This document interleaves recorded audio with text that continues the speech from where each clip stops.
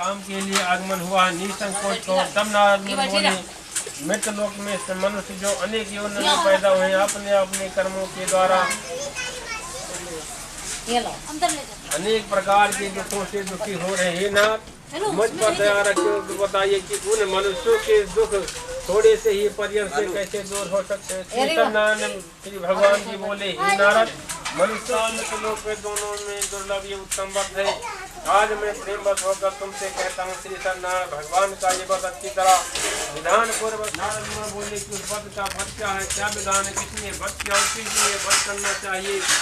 भगवान मुझसे विस्तार से कहो। भगवान मुझे को दूर करने वाला, ये सब स्थानों पर विजय करने वाला है। भक्त सारे खर्चा को भगवान वाहन करते हैं और लक्ष्मी का निवास होता है। और जो भगवान का पूजन पाठ नहीं करता उसके यहाँ भगवान कभी नहीं जाते। उसके यहाँ भगवान कहते कि मैं भक्तों के बचमा हूँ। और जहाँ भक्ति से भगवान को बुलाया जाता है, ज्ञान और वैराग जो भक्ति के लड़के हैं, तो ज्ञान और वैराग कितना हो जाएगा, लेकिन जब तक भक्ति आप नहीं करोगे तब तक आपकी कोई भी समस्या हल नहीं होगी। क्योंकि भक्ति स्त्री है और स्त्री के ऊपर स्त्री मोहित नहीं होगी। कितना भी सुंदर स्त्री हो और कोई भी आएगी तो उसको कुछ ना कुछ में आगुन लगाइए, हमारे स्त्री नहीं है, ये कुछ ना कुछ में हो जाएगा। क्योंकि भक्ति करने वाला मनुष्य भगवान को प्राप्त हो और ज्ञान वैराग करने वाला फिर आकर के 84 लाख योनियों में भटकता है। तो भक्ति जितना करोगे उतना भगवान को अर्पण होगा। भक्ति और लक्ष्मी क्या है, भगवान नारायण जो है लक्ष्मी पति है और हम लोग लक्ष्मी के पीछे भागते हैं। लक्ष्मी नारायण के पीछे भागती है। हाँ, जब नारायण के पूजा जहाँ होगी वहाँ लक्ष्मी को आना ही पड़ेगा। इति श्रीयत्कल प्राणेवा खंडे श्री सत्यनारायण वध कथायाम नाम प्रथमो अध्याय। बोलो श्री सत्यनारायण स्वामी की जय।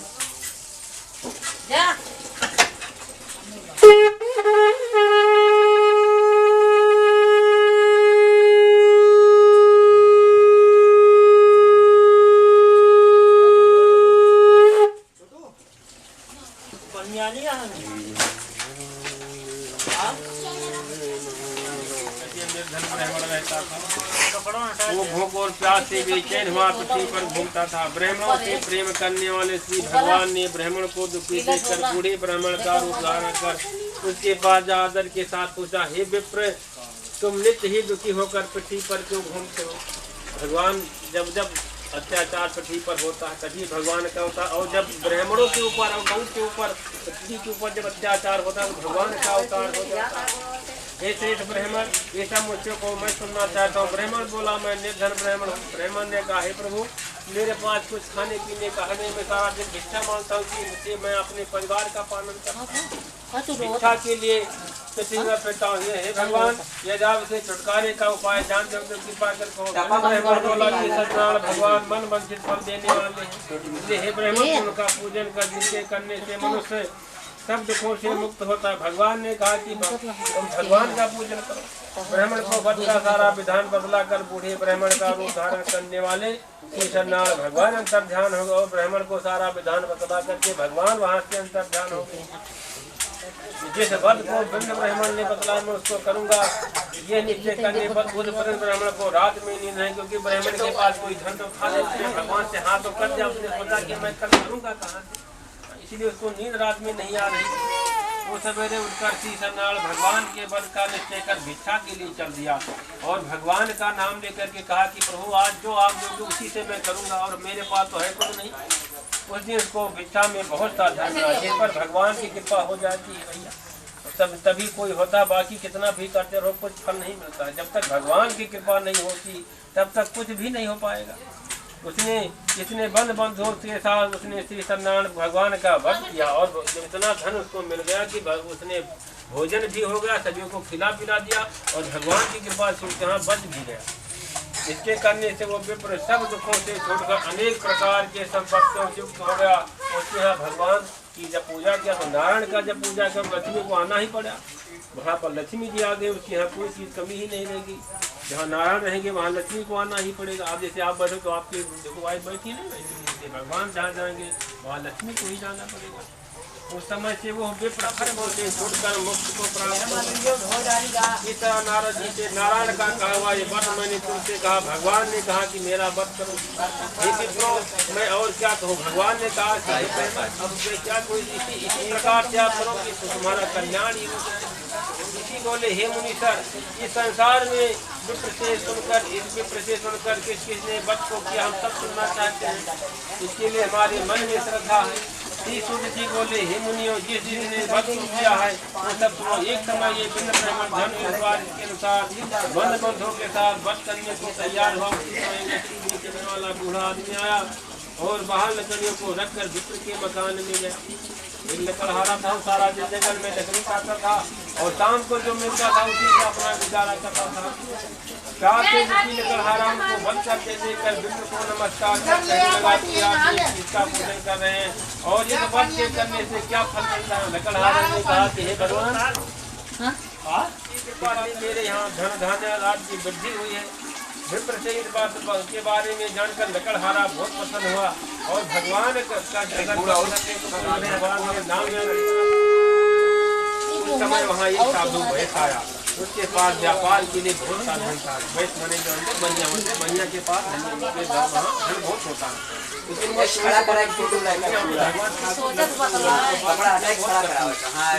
लक्ष्मी जी वहाँ हमेशा निवास करती हैं। तो नाव को किनारे पर ठहरा कर राजा के पास आया और राजा को भक्त करते विनय के साथ पूछने लगा, हे राजन, भक्त से यह क्या कर रहे हैं, मेरी सुनने की इच्छा है तो आप मुझे बताइए। राजा बोला, हे साधु, आपने बंधुओं के साथ पुत्रार्थ के साथ एक महासत्य भगवान का पूजन किया जा रहा था। राजा परमात्मा था लेकिन उसके कोई संतान नहीं और उसने भी भगवान का पूजन किया। राजा के वचन सुनकर साधु आदर से बोला, हे राजन, मुझसे इसका सब विधान कहो, मैं भी आपकी कथानुसार इस व्रत को करूँगा। मेरे भी कोई संतान नहीं और इस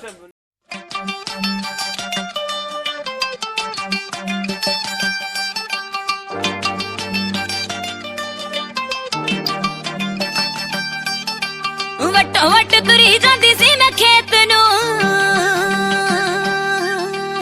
अड्डियां दे नाल पोरदी सी रेत नू। वटो वट तुरी जांदी सी मैं खेत नू, अड्डियां दे नाल पोरदी सी रेत नू। तुरी जांदी ने नजर जद मारी वे कणकां दा रंग उड्डिया, मेरी उड्डदी वेख फुलकारी वे कणकां दा रंग उड्डिया। हाँ उड्डदी वेख फुलकारी वे कणकां दा रंग उड्डिया।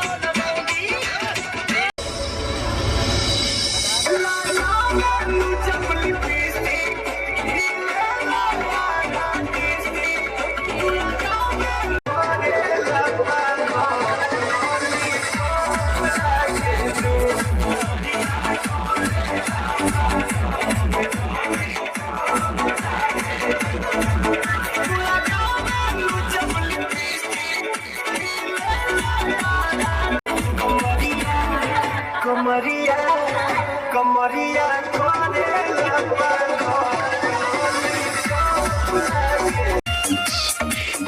तूरा उठवा के उठा लाली हो जाने मारेला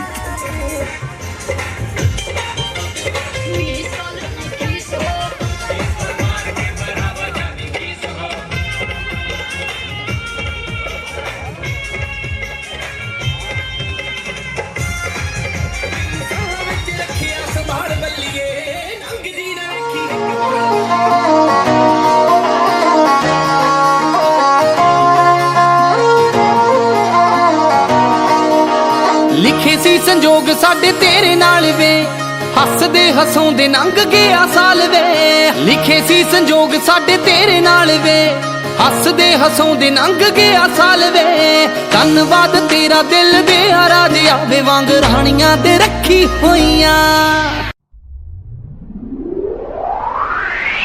सोना ते पतंदरा तू खास कोई ना वे गल्लां मिठियां दी पट्टी होइयां सोना ते पतंदरा तू खास कोई ना वे गल्लां मिठियां दी पट्टी होइयां सोना ते पतंदरा तू खास कोई ना वे गल्लां मिठियां दी पट्टी होइयां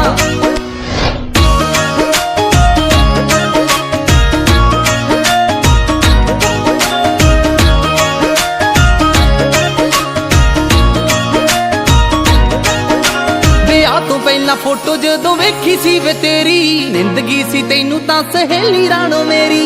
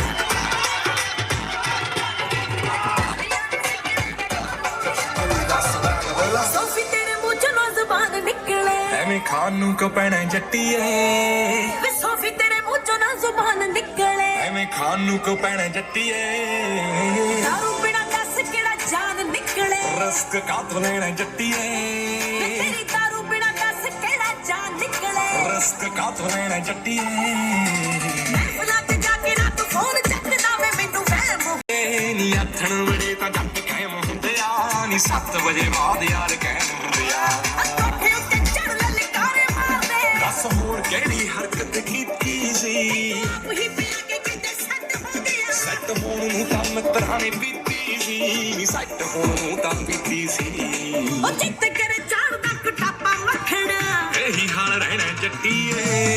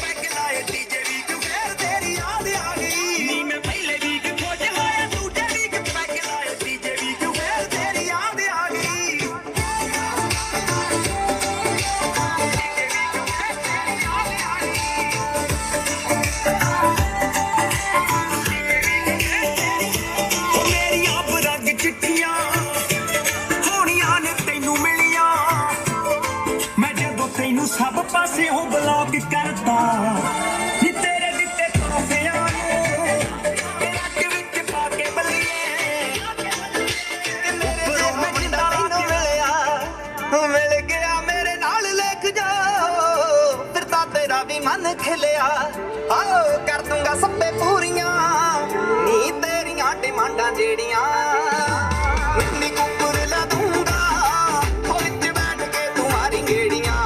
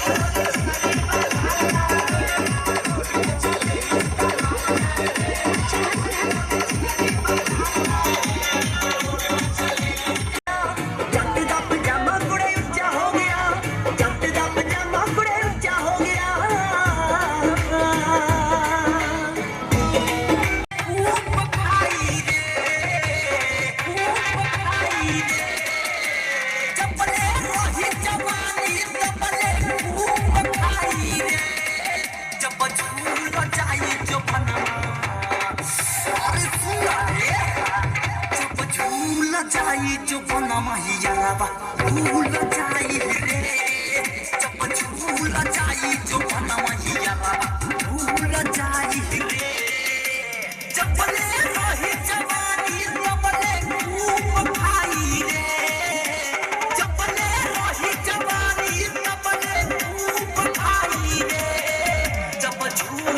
जाई जो बनवा झूल जाई जो बनवा जब झूल जाई जो बनवा यारबा भूल जाई